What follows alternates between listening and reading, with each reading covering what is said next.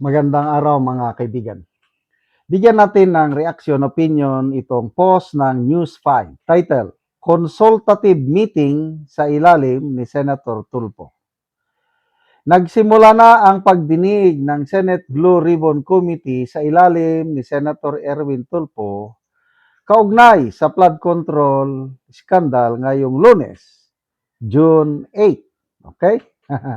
Ang tanong, sino-sino ang mga nag-attend? So, ang mga kumpirmadong nag-attend, ayan, the resource persons present at the Senate Blue Ribbon Committee hearing, June 8, include NBI Director Melvin Matibag. Ang bilis ng NBI Director, ano? Nandun siya. And then, representatives with DOJ, DPWH, and Office of the Ombudsman. Yun lang ang nag-attend. Kumita ba sa takilya kung pelikula? Kumita ba? Paldo-paldo ba sa takilya o nilangaw? Kung pelikula pa, walang masyadong nanood. Yan lang, Matibay, representative ng DOJ, DPWH, and Office of the Ombudsman. Brave 18 Marines, Attorney Baligod, no show. Ang mga inimbitan din is si former House Speaker Martin Romualdez. Wala pang konfirmasyon kung dumating siya o hindi. Okay. Naimbitahan din si Congresswoman Dilima, kaya lang wala pang konfirmasyon kung nag-attend o hindi. So tingnan natin ang reaction ng taong bayan. Kantaan ulit natin si Erwin Tulfo. Oh, it's crying time right now for Mr. Bendelo. I can see that faraway look in his eyes. I can tell by the way he speaks in public that it won't be long before it's crying time. So, good luck po, Honorable Senator Erwin Tulfo, sa inyong hearing ngayon. Tingnan natin ang reaksyon ng taong bayan. 22,000 ang nag-react. 18,000 ang tumatawa. 1,900 ang galit. 1,400 lang ang nag-like. Percentage-wise, nasa 95% tinatawanan. Hindi naniniwala dito kay Erwin Tulfo, dito sa grupo ni Gatchalian, Soto, Lacson at iba pa. Sana itong grupo ng mga senador na ito, makinig kayo, tignan ninyo ang reaksyon ng taong bayan. Pinagtatawanan kayo. Wala na, kakaunti ang naniniwala sa inyo. Reaction pa lang, Basa tayo sa mga comments. Albert Culya, sangkot ka sa maleta tapos ikaw ang nagpahiring. Yun nga. Yun, ipinakita dito. Kaambisyoso, driver. Kawawa naman, kain muna kayo ng lugaw.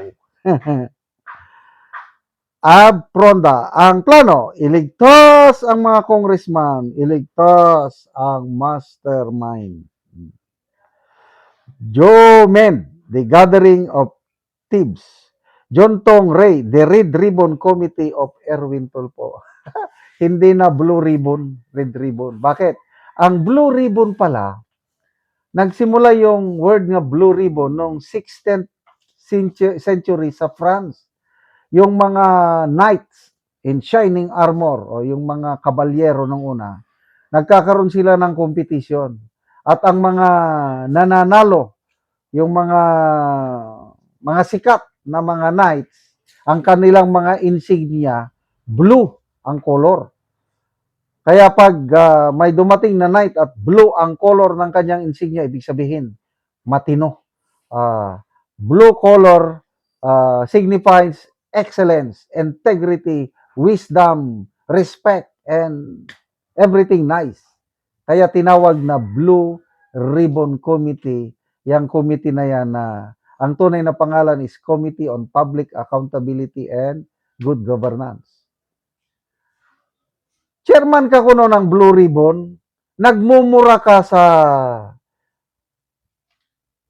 kahanginan sa isang interview, kukwelyuhan mo ang kapwa mo senador, ipapaaresto mo ang kapwa mo senador, sasampalin mo ang mga empleyado ng Senado. Yan ba ang blue, yung origin ng Blue Ribbon, Honorable Tulfo, is excellence, respect, honor, dignity, wisdom. So ano ngayon? Kung ano ang inyong itinanim, yan ang anin nyo. Walang nag-attend. Nilangaw ang inyong hearing. Ay nako. Oh. Asyong Golem, the cover-up hearing. Abi Pasamero, yellow ribbon ba yan? Oh. Anything except blue.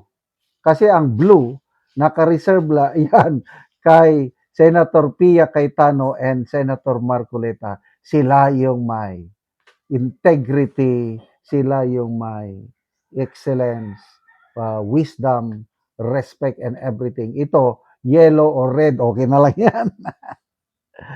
Ay, Joel Sabornido, the robust voice on the move to bend the law. Conflict of interest, Mr. Bendalo. O nga, siya yung pinangalanan, tapos ikaw ang mag-preside. Ano ba ka? Ano ka ba? Kaya, ito, ano kaya ang susunod? Abangan natin ang mangyari. Ako, kinakabahan ako. Baka later on sa later part of the hearing, baka may mag-move to cite in contempt the brave 18 Marines and Attorney Baligod. Pagdasal po natin na maging matatag ang brave 18 Attorney Baligod kasi grabe ang labanan. It's a battle between good and evil. Battle between truth and lies. Battle between light and darkness. So, tayo po na pumapanig sa katotohanan, sa liwanag at sa kabutihan, ipagdasal po natin ang Brave 18 Marines together with Congressman, ex-Congressman Mike Defensor and Attorney Baligon. Salamat mga kaibigan sa inyong pagsubaybay sa channel nito. Nakakatulong tayo ng malaki sa tribong Talanding ng Bukidnon dahil ang sweldo natin sa channel is pantulong po sa tribo. Namimigay tayo ng libreng yero at pako para makapagpatayo sila ng mas maayos na tirahan. Panoorin nyo ang video na ito. Una ni si Angkol na nataga-ano Giero o mag-atop na siya karon. Kayo sa pagtunong si Sir. Naot ang matagaan og sin nga inabang kay aron daghan sad kog mapandayan. Tiya at sa CR ko ano kagi. At yung taga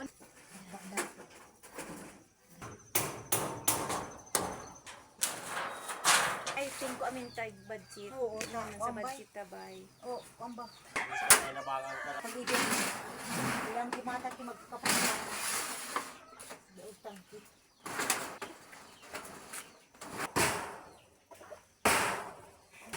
Dahil kat O karon naman na gyud si Angkol sa pag-atop sa balay.